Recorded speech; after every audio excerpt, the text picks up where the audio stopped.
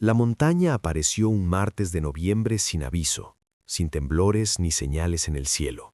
Simplemente amaneció en medio de la ciudad donde antes había un parque, una masa de roca negra que se elevaba 3 kilómetros hacia las nubes y parecía absorber la luz en lugar de reflejarla.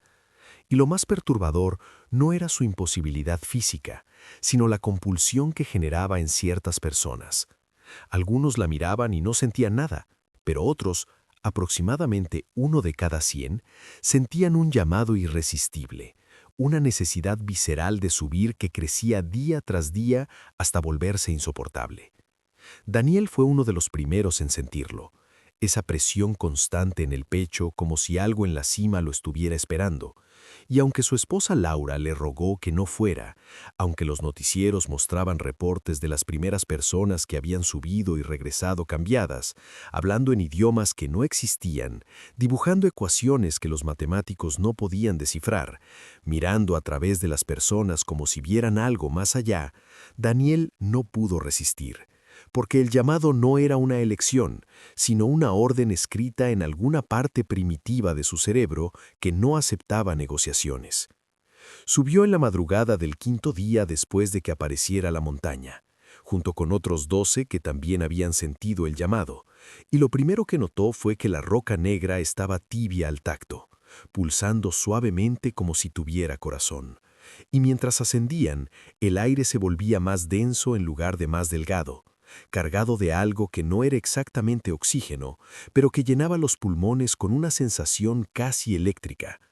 A mitad de camino, uno del grupo, un hombre mayor llamado Roberto, comenzó a llorar y dijo que podía ver todos los momentos de su vida simultáneamente, pasado, presente y futuro superpuestos como transparencias, y cuando intentaron detenerlo para que descansara, él simplemente siguió subiendo como si ya no fuera completamente humano, sino algo que usaba su cuerpo como vehículo temporal.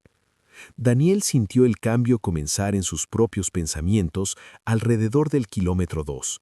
Sus preocupaciones ordinarias, el trabajo, las facturas, la discusión que había tenido con Laura, comenzaron a parecer absurdamente pequeñas, no en el sentido de que fueran insignificantes, sino en el sentido de que pertenecían a una versión de él que estaba quedando atrás con cada paso, como ropa que ya no le quedaba y que estaba despojándose gradualmente.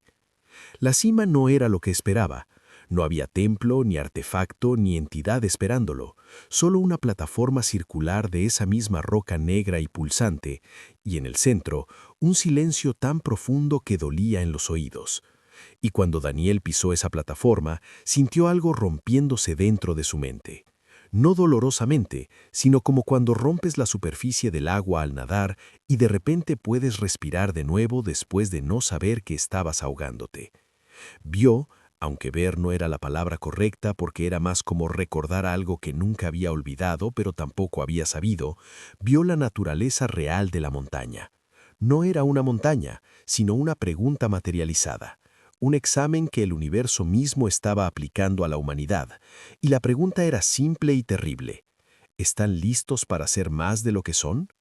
Los que subían y regresaban habían respondido sí con sus acciones, y el universo los había tomado por la palabra, reescribiendo sus cerebros para mostrarles patrones que normalmente estaban ocultos, conexiones entre cosas que parecían no relacionadas, la geometría oculta detrás de la realidad ordinaria.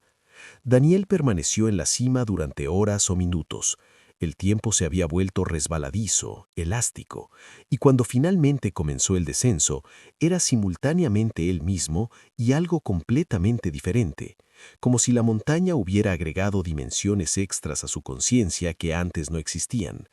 Podía ver los hilos invisibles que conectaban todas las cosas, el patrón subyacente que hacía que los pájaros volaran en formación y que los átomos se mantuvieran unidos y que las personas se enamoraran. Todo era la misma fuerza expresándose en diferentes escalas, y ahora que lo veía, no podía dejar de verlo. Era como aprender a leer y luego no poder mirar palabras sin leerlas automáticamente. Cuando llegó a casa, Laura lo abrazó y lloró de alivio, pero Daniel podía sentir el espacio creciendo entre ellos, no porque la amara menos, sino porque ahora amaba de una forma que incluía, pero trascendía lo que había sentido antes. Podía sentir el amor como una vibración específica en el tejido del espacio-tiempo, y entendía que lo que llamaban amor era solo su cerebro limitado tratando de procesar algo infinitamente más complejo y hermoso. Los días siguientes fueron los más difíciles porque Daniel tuvo que aprender a funcionar como un ser humano normal mientras veía cosas que los humanos normales no veían. Tuvo que recordar pretender que no sabía que su jefe estaba muriendo de cáncer sin diagnosticar. Podía verlo en los patrones de energía alrededor de su cuerpo. Tuvo que actuar sorprendido cuando eventos que él podía predecir con días de anticipación finalmente sucedían. Tuvo que aprender a hablar de nuevo en metáforas y aproximaciones porque el lenguaje humano no tenía palabras para lo que ahora experimentaba constantemente. Laura intentó entender, realmente lo hizo, pero ¿cómo explicas a alguien que nunca ha visto colores cómo se ve el rojo? ¿Cómo describes la música a alguien que nunca ha oído? Daniel trataba y las palabras salían torcidas, inadecuadas, y veía la frustración y el miedo creciendo en los ojos de Laura cada vez que él intentaba compartir lo que ahora era obvio para él, pero invisible para ella. La montaña seguía ahí, inmutable, y cada día más personas sentían el llamado y subían, y cada una regresaba transformada en formas únicas. Algunos veían el tiempo como una dimensión espacial que podían recorrer con la vista, otros oían las matemáticas del universo como una sinfonía constante. Otros podían sentir las emociones de todo su alrededor como si fueran propias, y lentamente se estaba formando una nueva clase de humanos, los que habían subido, los que habían sido cambiados, los que ya no cabían completamente en el mundo que habían dejado. Se encontraban en grupos pequeños, sin necesidad de organizarse formalmente, porque podían sentirse mutuamente. Reconocían esa firma particular en la conciencia del otro que decía, yo también he visto, y juntos trataban de descifrar qué se suponía que debían hacer ahora, si la montaña los había preparado para algo o simplemente les había mostrado una verdad que siempre había estado ahí, pero que la mayoría de la humanidad estaba diseñada para no ver, porque verla todo el tiempo volvería imposible la vida ordinaria. Daniel pasaba cada vez más tiempo con los otros que habían subido y cada vez menos con Laura. No por falta de amor, sino porque ella vivía en un mundo bidimensional y él ahora habitaba uno tridimensional, y cada conversación requería que comprimiera su experiencia en términos que ella pudiera procesar, un esfuerzo agotador que lo dejaba sintiéndose solo aunque estuvieran juntos. Una noche, Laura finalmente le preguntó la pregunta que estaba evitando. ¿Ramientas haber subido? Y Daniel tuvo que pensar mucho antes de responder, porque la respuesta honesta era complicada. Lamentaba la distancia que había creado entre ellos, lamentaba no poder ver el mundo con la simpleza inocente de antes, lamentaba que su cerebro ahora procesara cantidades abrumadoras de información constantemente sin poder apagarlo, pero no lamentaba haber visto lo que había visto, no lamentaba saber lo que ahora sabía, porque regresar a la ignorancia después de haber visto la verdad era como pedirle a un adulto que volviera a creer en Santa Claus. Técnicamente posible, pero fundamentalmente deshonesto. No, dijo finalmente, no lamento haber subido, pero lamento que tú no puedas subir conmigo. Y vio algo romperse en los ojos de Laura, la aceptación de que su esposo había ido a algún lado donde ella no podía seguirlo, donde nadie que no hubiera subido a la montaña podía seguirlo. 6 meses después de su ascenso, Daniel recibió un mensaje de otro que había subido, una mujer llamada Iris, que había estado compilando datos sobre todos los que habían sido transformados, y había descubierto algo. La montaña no apareció aleatoriamente, sino que había aparecido en respuesta a algo, un umbral que la humanidad había cruzado sin darse cuenta, un punto crítico en la evolución colectiva de la especie, donde suficientes mentes estaban listas para el siguiente paso, que el universo había enviado una herramienta para catalizar ese cambio.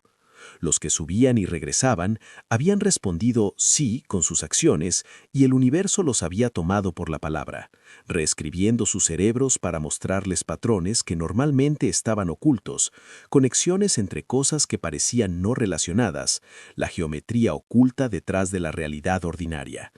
Daniel permaneció en la cima durante horas o minutos. El tiempo se había vuelto resbaladizo, elástico, y cuando finalmente comenzó el descenso, era simultáneamente él mismo y algo completamente diferente. como si la montaña hubiera agregado dimensiones extras a su conciencia que antes no existían. Podía ver los hilos invisibles que conectaban todas las cosas, el patrón subyacente que hacía que los pájaros volaran en formación y que los átomos se mantuvieran unidos y que las personas se enamoraran. Todo era la misma fuerza expresándose en diferentes escalas, y ahora que lo veía, no podía dejar de verlo. Era como aprender a leer y luego no poder mirar palabras sin leerlas automáticamente. Cuando llegó a casa, Laura lo abrazó y lloró de alivio, pero Daniel podía sentir el espacio creciendo entre ellos, no porque la amara menos, sino porque ahora amaba de una forma que incluía, pero trascendía lo que había sentido antes. Podía sentir el amor como una vibración específica en el tejido del espacio-tiempo, y entendía que lo que llamaban amor era solo su cerebro limitado tratando